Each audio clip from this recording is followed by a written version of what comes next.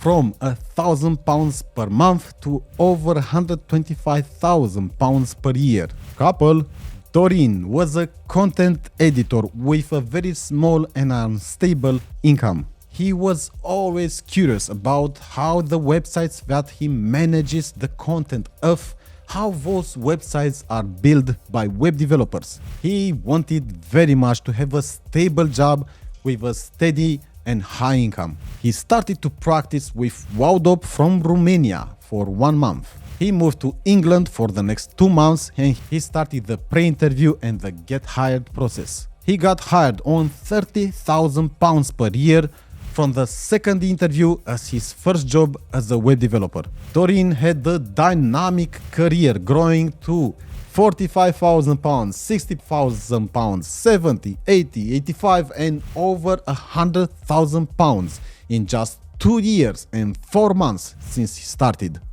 His motivations were family first and career second. His wife started as well her passion to work with 3D models in Blender on a computer. It seems that passion for computers can be contagious.